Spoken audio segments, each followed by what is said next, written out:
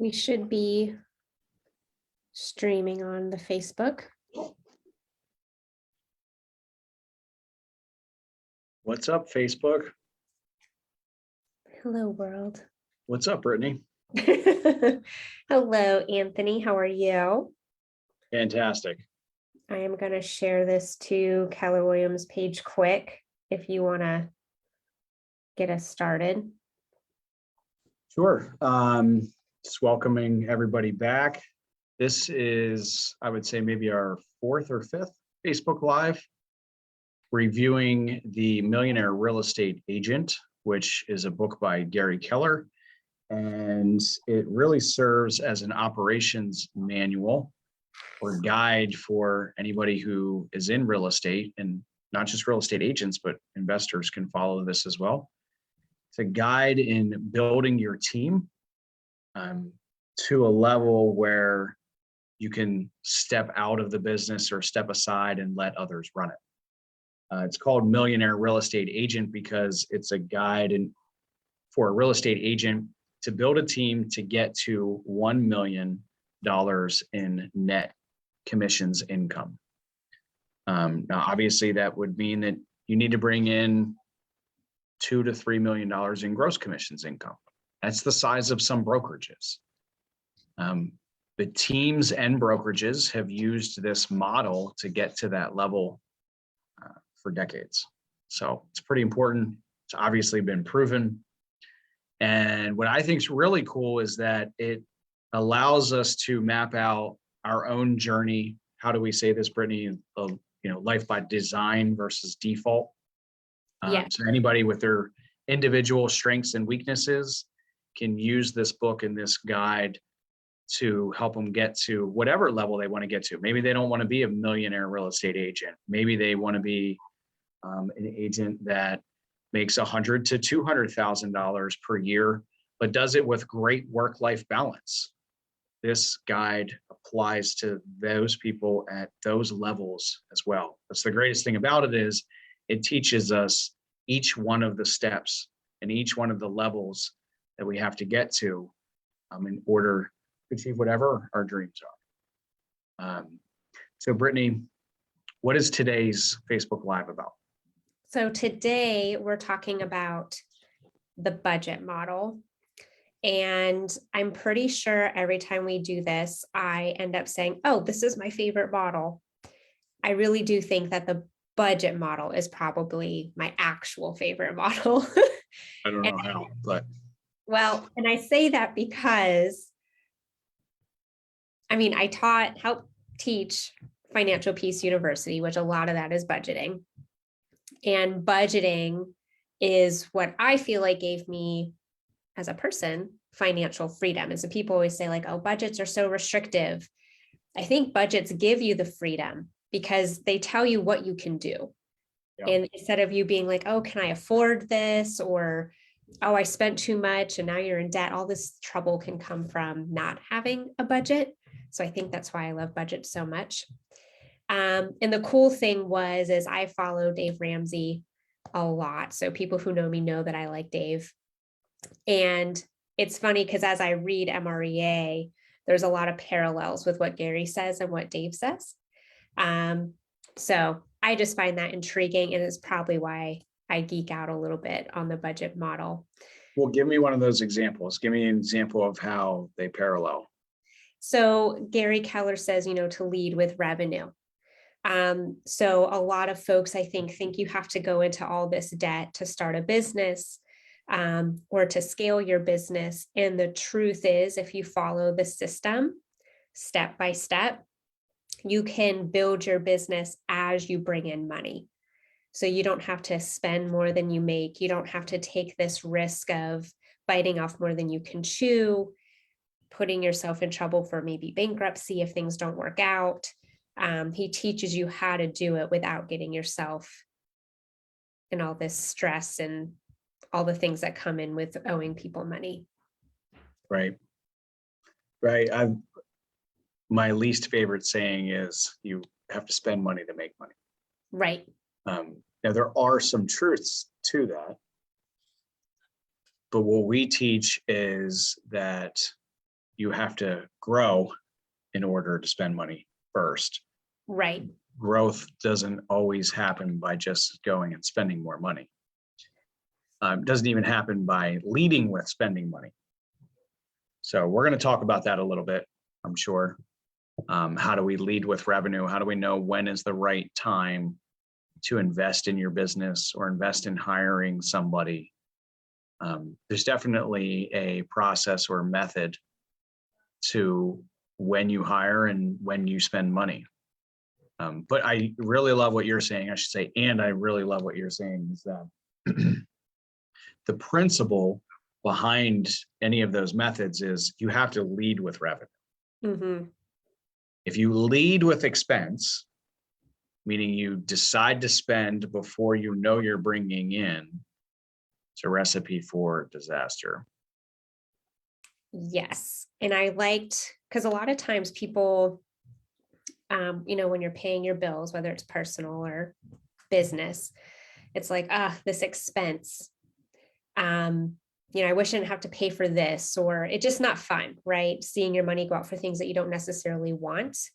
But when Gary Keller talks about it, he says, don't look at it as an expense. You need to think about it as an investment, because every expense item in your budget should be giving you some sort of return. And it helps make it more exciting.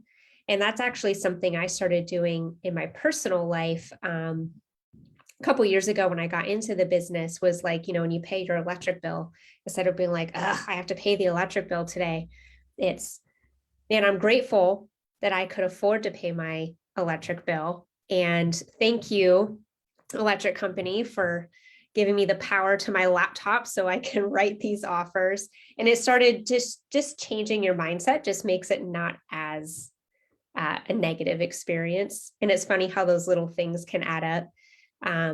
Like paying salaries, like the bigger the expense gets, I think the more daunting it gets. But if you look at it in a positive light and an investment in your business, I think it gets more exciting. Like, what else can I invest in to help my business grow? So I liked his mindset approach on looking at your expenses as investments as well. Yeah, 100%. I get that a lot where people say, well, I can't hire somebody because I can't afford the expense.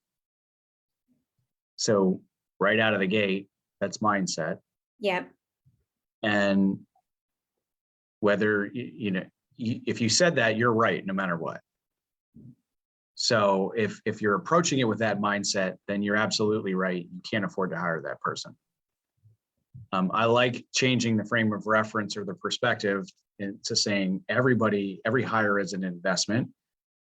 And when we say that, though, we get some pushback when people are hiring admins and they say, well, how do I get a return on investment from my admin? The answer to that's actually really simple. It's you have to go out and be more productive with the time that you got back. Right. So if that admin came and took something off your plate, then it requires you to have the discipline and focus to take that time that you get back and put it into something that's more income producing. So the simple way to look at that is, oftentimes people say, well, delegate anything that costs less than $20 an hour.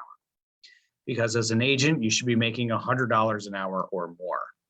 So if you can delegate it for $20 an hour, then you should be able to replace that time or activity with an activity that you're going to make $100 an hour. That's the simplest way to look at it.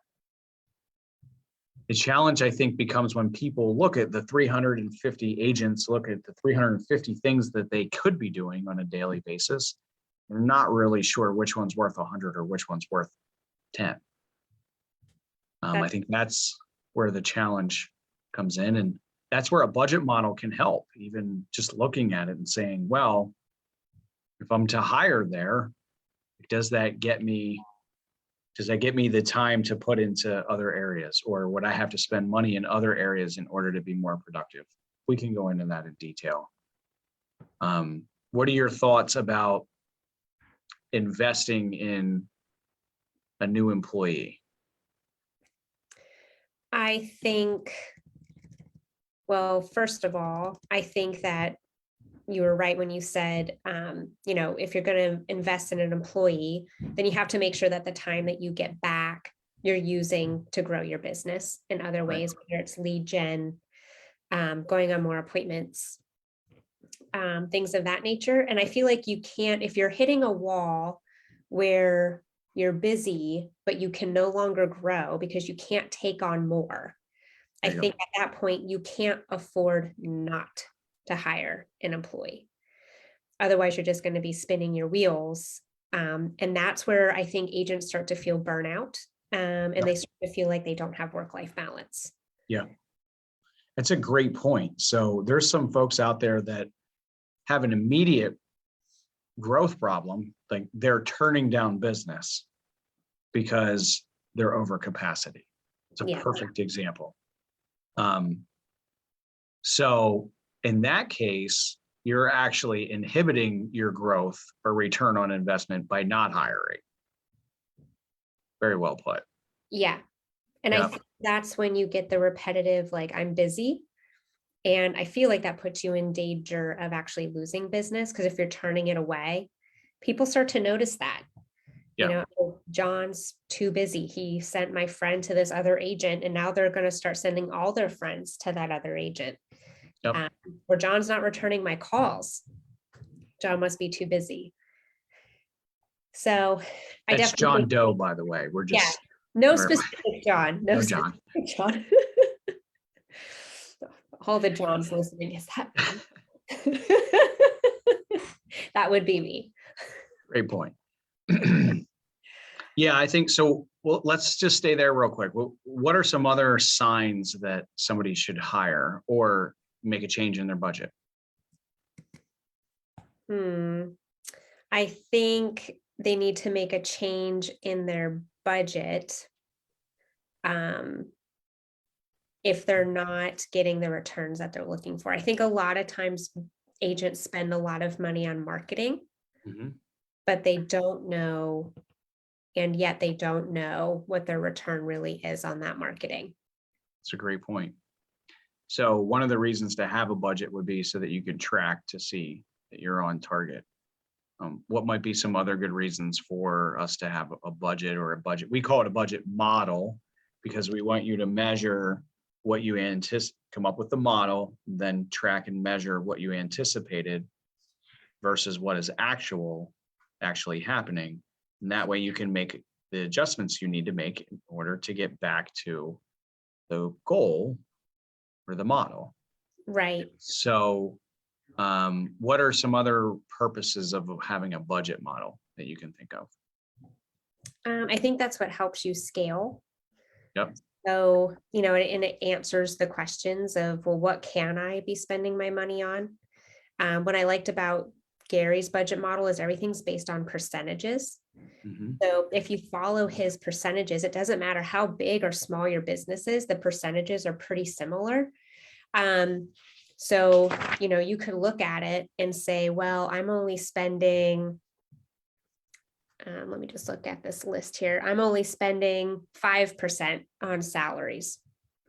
Well, Gary says you can spend up to 12% of your operating expenses on salaries. So, you have some wiggle room. Yep. Or maybe you're spending too much on technology. Maybe you're spending a lot of money on a CRM and Canva premium and websites and stuff. And now you're like, okay, maybe I need to scale that back so I can put that money into salaries because that's really what I need. Yeah. I love it. So it's a guide that tells us starting out with the model prescribed by MREA, we have some initial expectations of what ours should look like. Right. Yeah, it's a good roadmap, like a GPS. Yep. Perfect. And then once we have the GPS, now it's our beacon, so to speak, of like, hey, like this is where we're headed. This is where, this is the course we should be on, and it shows us if we're off course. I would add into that it also shows us where we can grow in terms of like, when I look at a chart of accounts and we do it with say a 2 or 3 person team, and then we do it with an 8 or 9 person team, the 8 or 9 person team just simply has more categories filled out. And Right. the single agent, like if they're going down through it, they're like, what is all this stuff used for? I don't do half of that stuff. Well, the budget model shows you what you could be missing or other opportunities for you to explore. I like And that. if the model says that, you should have 40% profit, 30% cost of sale, and 30% cost of doing business, and you know that you're at 40% profit, and say you're at 40% cost of sale and 20% cost of doing business, like you can make corrections, you can get better at cost of sale and drive up your profit. Or maybe there's areas of cost of doing business that you really should be doing that you're missing out on and you're not doing.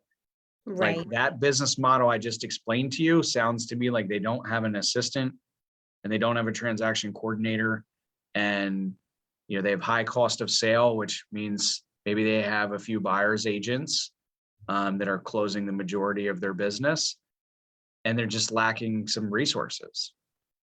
So now you could initially look at that and say, hey, we're doing a great job. We're supposed to be at 30% cost of doing business, and we're only at 20, and everybody's high-fiving. Well, that could be true, but the opposite could be true. You have to look at it from both sides. Could that also be a problem? Does that also, if you're not on the model or close to the model, does it mean that you're lacking some resources? So shows you those gaps. Yeah, I like that perspective, because that's kind of where the whole you have to spend money to make money comes in. Where you could definitely be doing not enough. If you have buyer's agents who are counting on leads, most buyer's agents join a team in hopes that some guaranteed leads are going to come in, and you're not spending enough on lead generation and marketing,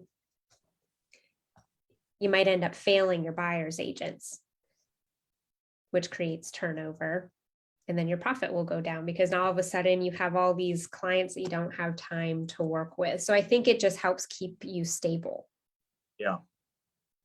That's a great point. Let's just show everybody this example real quick. So this is the budget. This is the most summarized version of the budget model, which takes your gross commissions income, your profit goal, your cost of sales, and operating expenses, and it breaks it down into what we should expect in terms of percentages. So we should expect here on Keller Williams and using the MREA business models, we expect that a team should be at least at a 40% annual profit margin. So if we close 750,000 in gross commissions income, the owner, team leader should be at a minimum of a 40% profit margin on that.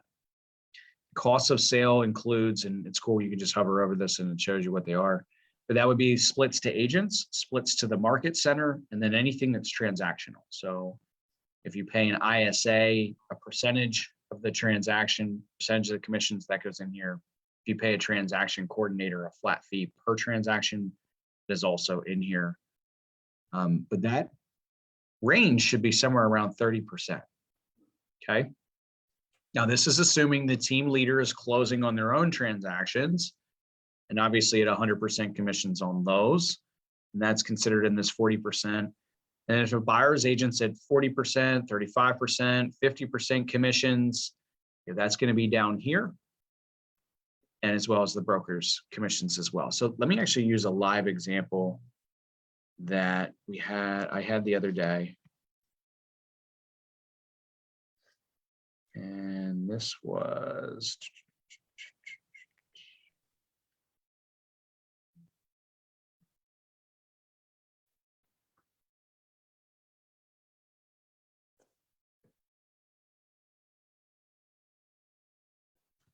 It's funny because we keep going back to the same tool, because I think we've used this for our economic model and the lead gen model.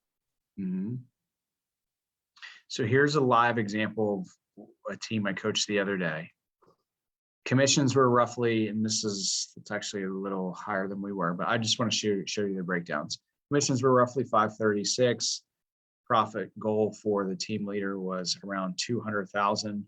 Now this team leader was only doing a very small percentage of listings, and the rest of the team brought in buyer agent commissions and even did some listings. So this is the team leader mostly just managing and coaching and leading, not doing very many transactions of their own. That's nice. And then cost of sale was 160, and that primarily was paid out to buyer's agents. There was small brokerage commissions on that. And then operating expenses was a full-time marketing person, full-time transaction coordinator, and then marketing expenses. Okay. So 176 divided by 12, where does that put you? Roughly around 15,000 a month. Yeah. So I'm going to just use a simple example that's, roughly $10,000 a month in salaries and $5,000 a month in marketing. The reason why I broke it down as a simple calculation like that is I want people to see that your operating expenses are usually, the majority of them are salaries and marketing. Okay. I was actually You'll have like 1% for occupancy, 0.5% for education. The majority of these expenses are marketing and salaries. And then you see how close we are to the model, which says annual profit should be at 40%, cost of sales should be at 30%, and operating expenses should be at 30%. Okay, so for this team, in order for the owner to make 200 grand, they need to close 536 in GCI. Does it make sense? Yeah, and now you already answered one of the questions, which was what's the lion's share that agents are spending their budgets on? So you're saying salaries and marketing, which makes sense. Yep. So for an agent who maybe is thinking about growing a team, and their fear is, how am I going to pay this salary? Their fear of hiring their first admin or their fear of hiring a transaction coordinator is, well, now I got to feed someone's family every month. I got to cut that check once or twice a month, whatever their pay structure is. What would you tell them to help get over that hump? So here's that current agent. They're closing 200,000 in GCI, right? Which is about 30 transactions. So they're busy. At an average sale price of 200,000. So it's $6,000 per check. Here it actually says down here. Whoops, let's not go there. I'll dive down a rabbit hole. Right. We'll stay right here.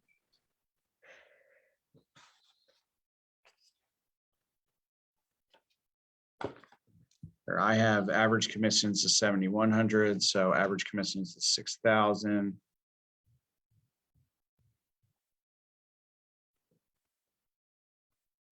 How many transactions would that be, Brittany? If 6,000, what's 200,000 divided by 6,000? 33, Okay. give or take. So this agent's closing 33 transactions in a year. They're making 200,000 in gross commissions income. They're paying 23,000 of that to single agent. They're paying 23,000 of that to a broker split commissions. Okay. Here at Keller Williams, you cap at 23,000, and then any commissions you make above that's 100%. And then their operating expenses is gas, a little bit of lead generation. It's about $2,000 a month.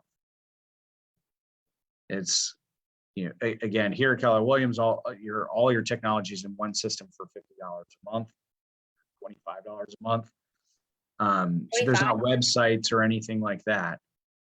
But if you're running your own business and you have websites and a lot of occupancy, office space, all that stuff that goes down here in operating expenses, I'm just showing you a budget of roughly $2,000 a month, which covers your gas.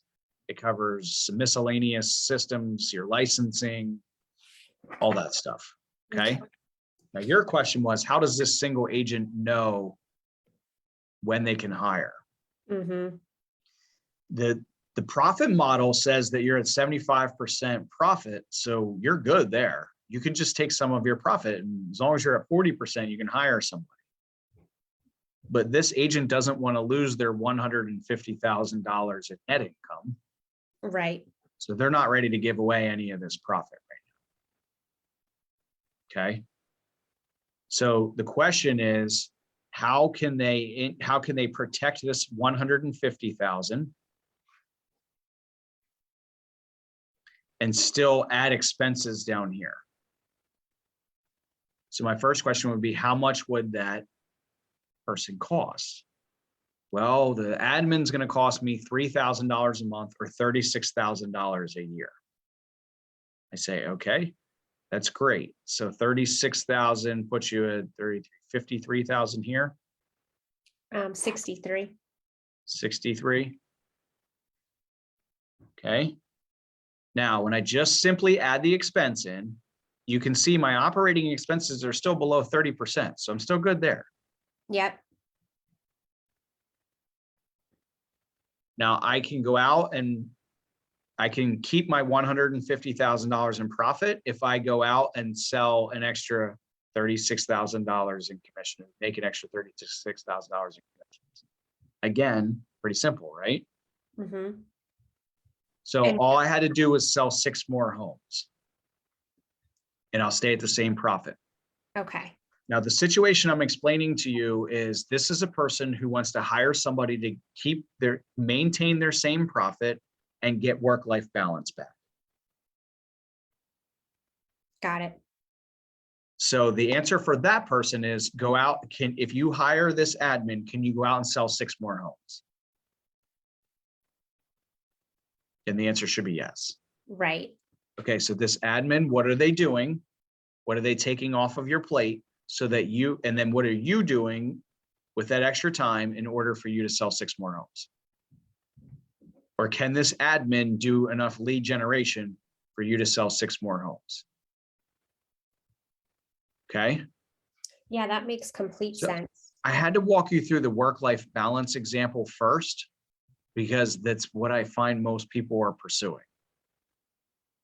And the answer to that, can I afford it, lies within, if I add the expense down here, are my margins still where they should be? If I add the expense and I feel like the goal of selling 6 more homes is achievable, then the last question I need to ask myself is, are my margins acceptable? And if they are, then the answer to hire the person is yes.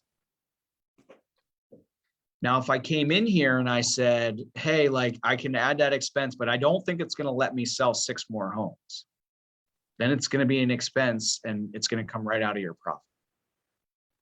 So then you have to be okay if you want that lower profit. Right.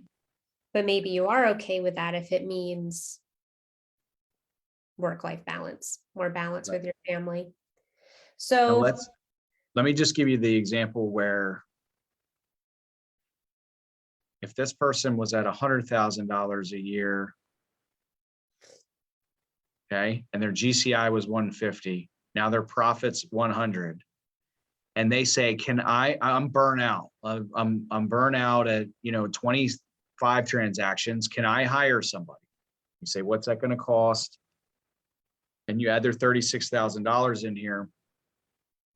Now look at how their operating expenses are over 30%. Yeah.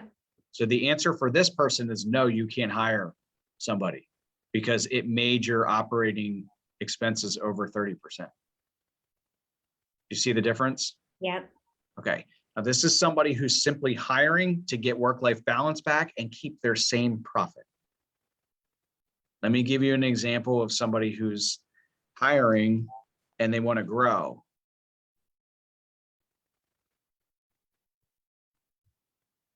Okay. Now, what I would say, if you were to ask me, if you were to say, how do I know if I can hire somebody to scale? How do I know if I can hire somebody and they're going to contribute to my growth? That's different than asking, can I hire somebody for work-life balance and maintain my profit? Okay. This person's saying, hey, can I hire somebody to help me grow this company? My rule of thumb on that is every admin that you hire has to give you a 2-to-1 return on your investment. So if I hire that admin here at 36,000, my expenses become 63,000. I need to grow this top line revenue by 72,000, not 36. 36 just gets me back to break even. Right. For my time and energy, I'm in growth mode, not like work-life balance mode. I'm in growth mode. I want this person to grow, me and the company, and I want to grow and I want to grow them. And if that's the case, then I need a 2-to-1 return out of that admin, because I'm going to want to grow my profit when I hire this person. It's now more work for me to manage this person. It's now more work for me to go out and grow this person. I now have the responsibility of taking on their paycheck and their family's food bills. Mm-hmm. My return on all of that is for me to increase my profit as well. So I added 36 in expenses here. I want to add 36 in profit up here because I want a 2-to-1 return. That makes So I'm going to sense. make this 186. And now my gross income goal, instead of 200, is 272. Now I got a 2-to-1 return on that admin instead of a 1-to-1 return on that admin. You follow me? Yep. And it looks like your operating expenses are now to only 23%, so well below the 30. Yep. So if they're asking, well, how am I going to get those extra 12 transactions? You have room to play within your operating expenses for marketing, lead gen. Yep. So in summary, just to recap everything that we just talked about. First, you have to ask yourself if you're, and we're saying if you're hiring somebody, this is any change to your budget. First, you have to ask yourself, what is it giving me back? Is it work-life balance or is it growth? If it's work-life balance, you have to then ask yourself, how do I protect my margins? And if my margins are protected and they're within the means of what's prescribed, then I can move forward and say yes to this hire or budget change. The second way to grow or add expense or change to your budget is by asking yourself, what growth am I receiving in return out of this? And then it needs to be if it's a hire, if it's an admin, it needs to be a 2-to-1 return. If it's a salesperson, it should be a 5-to-1 return. And if it's marketing, it needs to be a 10-to-1 return. We should write that down somewhere. Yeah. Okay. Sure. How do they track the 10-to-1 on marketing? Great question. Simply saying it, like, so for instance, if I were to go out and spend $2,000 a month in Zillow ads, then I'm going to want to know that we're making an additional $20,000 a month in commissions from Zillow. Okay. Which is 3 to 4 transactions. Okay. The only way to know that is to track the additional expense or the changed expense, measure it monthly, and then you review and make decisions quarterly on these changes. You don't review and make decisions, especially on a hire, do not review and make decisions monthly. Okay. Same with marketing. You have to let it run for 90 days in order for you to truly measure what it's going to do. You also don't want to wait too long, like a year, Correct. and realize you're in the red. Yep. So that's So where let's- the red light, green light comes in. Right.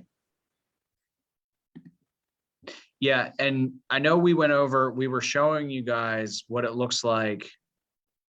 This is, again, we said the most summarized version of the budget model. Your P&L is actually the detailed version of your budget model. And you can see here, and most P&Ls should look this way. You have your total gross revenue at the top.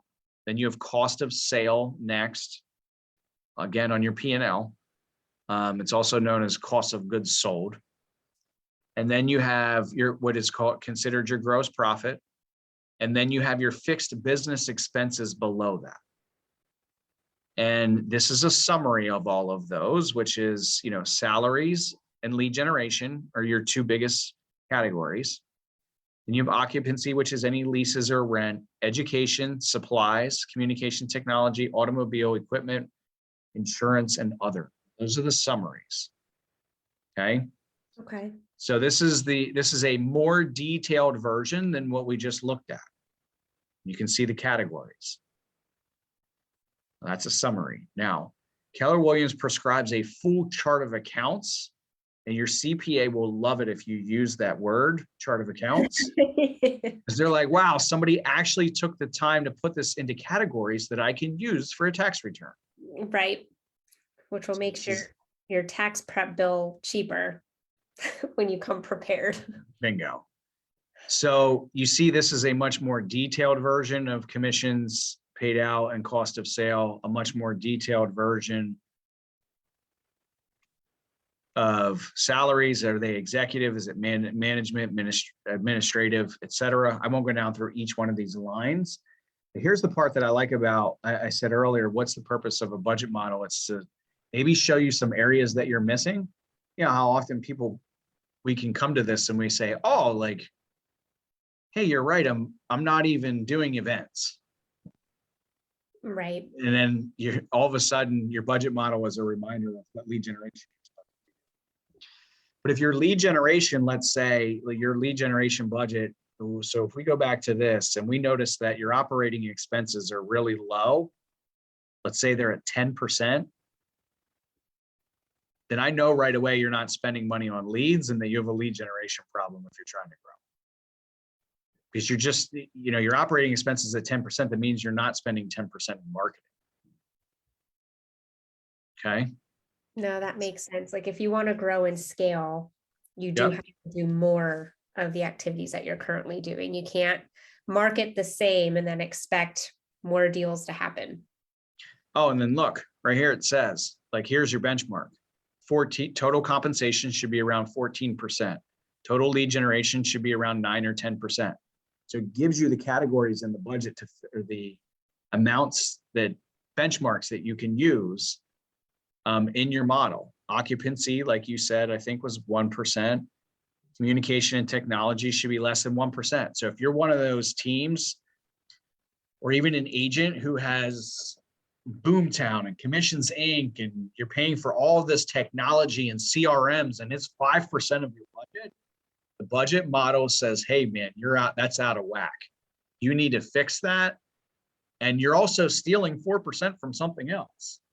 You 4% less you can spend in marketing now, or 4% less you can spend in salaries now. So I like the detailed version. This is probably your favorite part.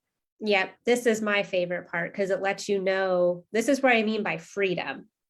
Yep. How a budget can actually give you freedom, because you can figure out what can I improve, where can I reallocate those funds so I can actually grow my business. And it's funny that you mentioned the tech, because that's obviously my area of expertise. And typically when I'm speaking with agents who are spending, $1,000 a month on a CRM, $100 a month on Dot Loop, $20 here for a social media service, nothing that, just something that creates the content, $100 a month for drip campaigns, we can typically save agents $1,500 a month just by having a system that's all in one, like Command. Right. And if you think about $1,500 a month, I mean, that's a salary right there for like a part-time admin. Yep. Or that's some people spend on leads. Mm-hmm. So being able to allocate those funds from tech, which is important, but you have it available, to more marketing, is a sure way to find growth. For sure. Yeah. And then, so like we were saying earlier, so you have the summary, which tells you where you're at. 30, 30, 40, tells you how you fit inside the model. Full chart of accounts breaks it down. Hey, here's what each one of these areas of the model should be. So it gives you the benchmarks. and it gives you all the details for both your CPA and for you to know what you're missing and know, again, what categories, what benchmarks should be in each category. And then the last thing we said was it allows you to track your progress and make changes. So the budget model, you can see here, you start out with your yearly budget, and then you track your actual monthly and review and improve quarterly. Okay. Okay. So is that clear what the three main purposes of the budget model are? I think so. And I guess I like how they have it laid out, because the lead gen model helps you set up your budget model, because you need to know how many appointments you think you're going to go on, how many of those you're going to convert, to be able to put together an ideal budget. Yep. And now that you know what your ideal budget is and where you can plug in resources, that brings us to our next week's model, which is the organization model. Yep. And now you know which level you can build at, because you know how much money you have to spend, and can you afford the admin? Can you afford the showing agent, the buyer's agent, the transaction coordinator? Yep. Yeah, and when you get to that point and you say, yes, I can afford it, then you can say, okay, well, how do I maximize this investment? If I put them in this seat and they're doing these things, does that maximize my investment? If I put them in this seat and I'm able to go do these things, then I can, is that maximizing my investment? I love it. That's probably my most favorite model. Yeah, that's what I said too in my write-up. Did you? I was like, I bet $1 Anthony's favorite model. Yep, mine's when we get to add people and help them get to their goals and dreams. That's what it's all about. I love it. Well, thank you so much for going through that. Yes. That was super helpful. I thought I knew everything about the budget model, but I still learned something talking to you about it. I will plug in those ratios in the comments. Also, YouTube link to past MREA session trainings that we did. They're posted on our YouTube channel, so you can watch them anytime. Yep. And we'll be back next week, Wednesday at 12. See you. Thanks for coming. Thanks, Brittany. You did a great job. Thanks. Bye.